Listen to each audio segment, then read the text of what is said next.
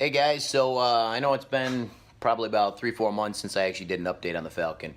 El Chapo has not been sitting idle. I have not been slacking, for lack of a better term. But I have been working, and I just kind of haven't been doing a lot of video because it's been tough for me to be cameraman and be fabrication guy. I'm not the fabrication for him. But what I have been doing is working. I figured I'd just kind of show you a few things real quick, give you a quick little update. Because it's almost Wednesday. I don't work days anymore, so my time to work on the car is kind of really screwed up. But when I do have time, I get a lot of good, uninterrupted productivity. So, as we know, we can recount. Last I left off, we were putting a clutch pedal assembly in the car, and we were making sure that the new transmission was actually going to hook up and work. But since then, all the stuff that's been done off camera is in here. So here you go, guys. This is the Roller 5.0 motor that I said I was going to put in the car, and it's in the car. It's sitting on the actual motor mounts that are designed for the 63 Ford Falcon, both the frame mounts and the motor mounts. They are in there. I got them from a really helpful guy in Pennsylvania that I found on my Ford Falcon forum. These valve covers are heinous and not going to stay. You saw me assembling the block, and it's actually sitting on there. And you know what's cool is if we wander back past this, you'll see that I got the master cylinder for the car in here. This is from a 74 Ford Maverick. This is a disc drum specific master cylinder. If you're trying to put disc brakes on a Mustang, you're going to need those. What's that?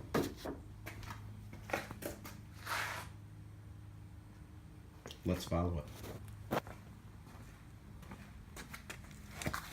Oh, hammers on the floor, stuff on the ground. What do we got under here? It's kind of hard to see without a lot of light, but that is a T5 in my car. And that's where the clutch cable ends. Over here, you'll notice it's actually got hardware on it. It's because it's hooked up and it works.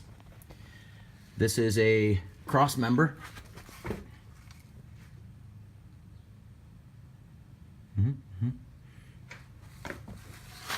I'm also sitting on the floor now. This is a position I've gotten really used to using on this car lately. I've been working under the car a tremendous amount. The reason this project slowed down as drastically as it did, and it didn't just turn into the simple motor swap, is when I was talking about this car wasn't intended to ever have a V8. And it is intended to kind of get a romping on, and I don't want to break it. This car is 50 some odd years old. It's 57 years old. No, 56.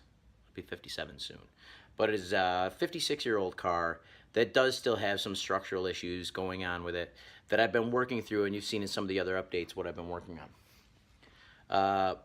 But one of the things that I did for this car to really try and increase the longevity of it, and it wasn't a lot of money, but it's been a lot of effort. I made a set of frame ties for this car. They connect the front subframe to the rear subframe rails, front to back. Mustangs do them, Falcons do them, Mavericks do them. They do. I don't understand why factory cars don't come with some kind of a connector in them. It really makes the car ride better. It makes the car last longer, and it's really not that much of an outlay of effort to put them in if you have them there. But in this case, I didn't have any. I could have bought some Tin Man Fabrications. I'll give a shout out to those guys. They make amazing products that would literally solve all my fitment issues for this car in about 3 clicks of a mouse button and a couple days of shipping. But I just don't. I don't have the cash. So I made them. I made my own frame ties. I just finished welding them in. You'll notice I've got dirt on my nose. That's from moving around a welding helmet. Let's see if we can find them. They're under here, I swear.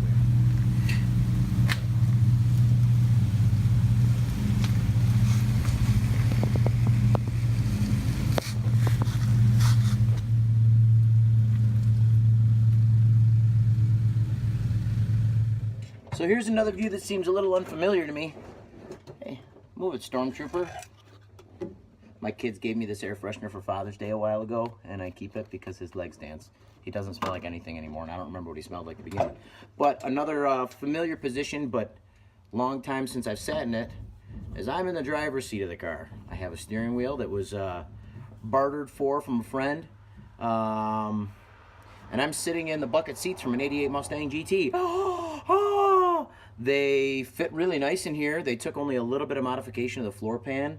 I was in here doing a tremendous amount of patchwork on the floors. I basically replaced the floorboards from the firewall to the middle of the seat rails on both the driver and passenger side. There was some patches that were in here from the previous owner that were covering up a tremendous multitude of sins. There was nothing left of the floor of this car. And again, like the whole ethos of the build is to do better than what was, and kind of, I'm not going to say a no compromise build, because I am compromising on things such as cost and possibly fit and finish, maybe a little bit here and there, but I'm not going to put the car back on the road having huge gaping holes in the floor and frame rails that are rusted out and just knowingly put together garbage. Anybody who builds and wants to use their car knows that that's not a good idea. So I have seats. Let's see, let's go down the list of things that you didn't know about last time. There's a motor in here. It's in the car. It's on the frame. It's actually on motor mounts. It fits in the car. I have headers for the car. They're sitting on the roof. See if I can reach it from here. Hold on. Look at this. It's a header. Yep. These are the Hedman 88400 short header. This is kind of their tight fit motor swap header.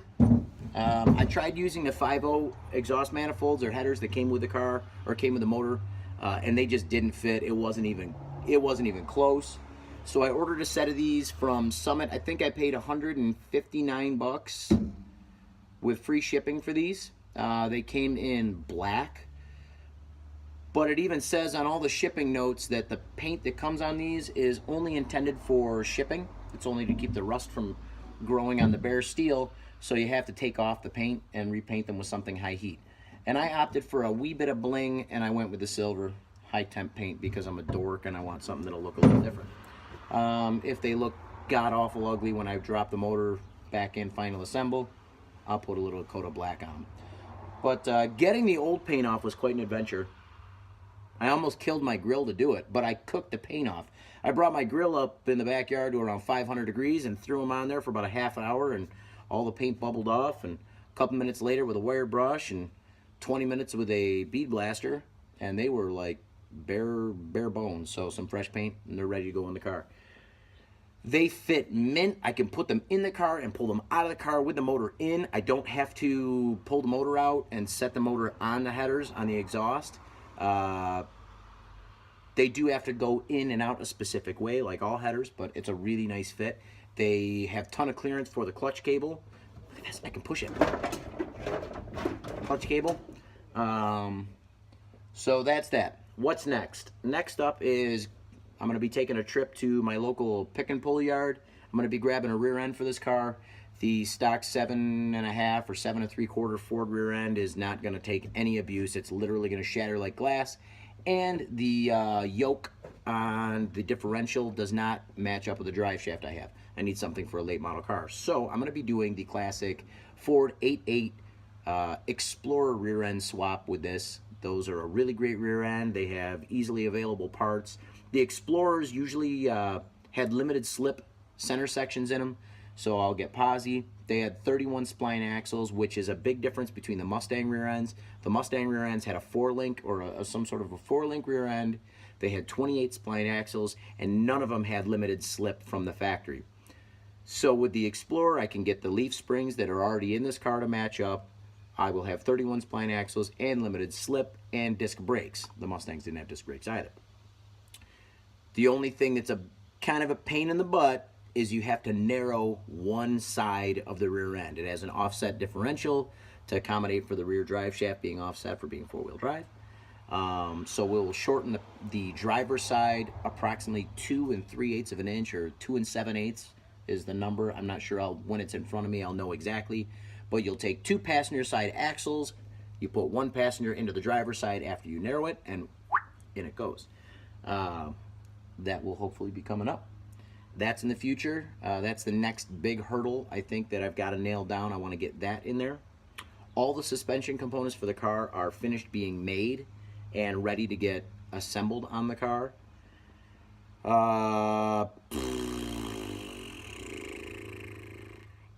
There's a lot of work left to do.